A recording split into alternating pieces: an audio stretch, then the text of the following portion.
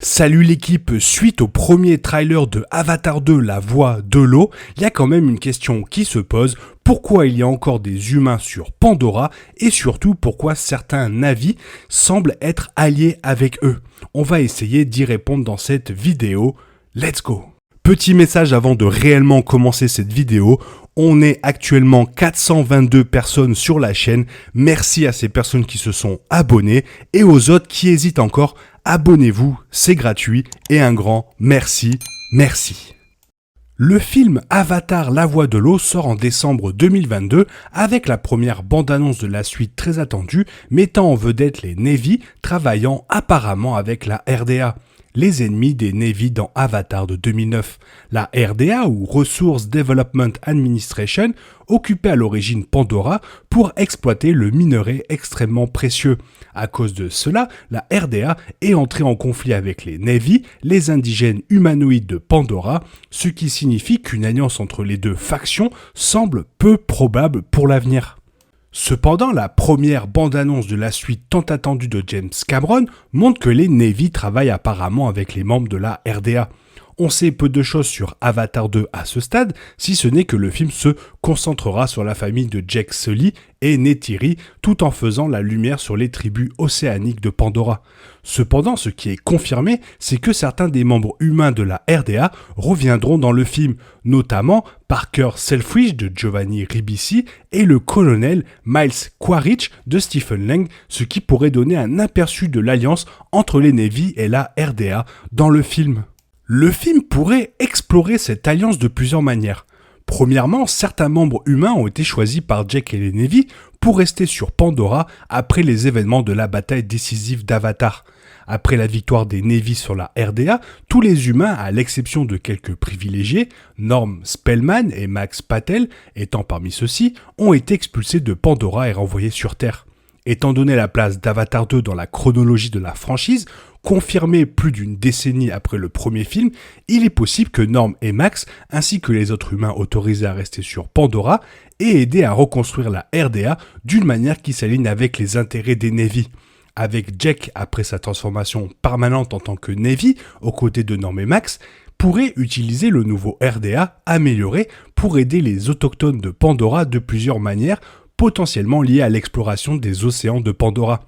Cependant, comme mentionné précédemment, certains aspects de la société pourraient également revenir d'une manière qui pourrait également expliquer le changement d'avis apparent de la RDA. James Cameron a confirmé que le colonel Miles Quaritch reviendrait en tant que méchant principal d'Avatar 2, malgré la mort évidente du personnage dans le premier film. Cameron n'a pas divulgué comment Avatar 2 ressuscite le personnage de Lang, déclarant seulement qu'il s'agit d'un film de science-fiction.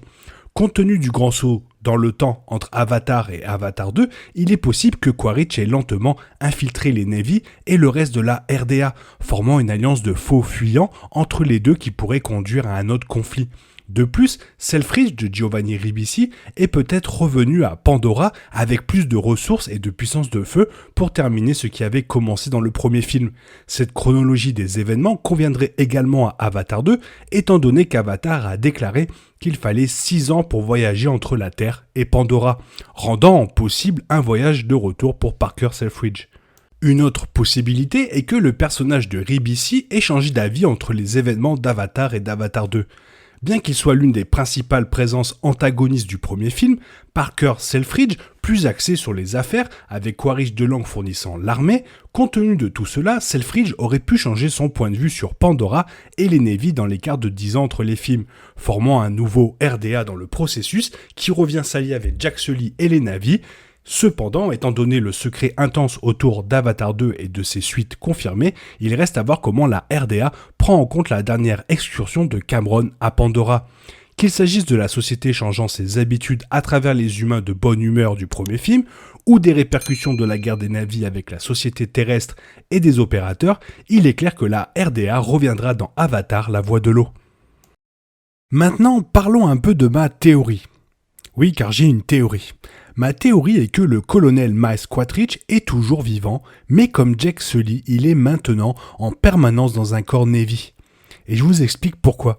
Dans la bande-annonce, on voit deux Navy armés se baladant dans la jungle, et si on regarde attentivement, on peut apercevoir le tatouage du premier qui correspond en tout point au tatouage du colonel qu'on a pu voir dans le premier film Avatar.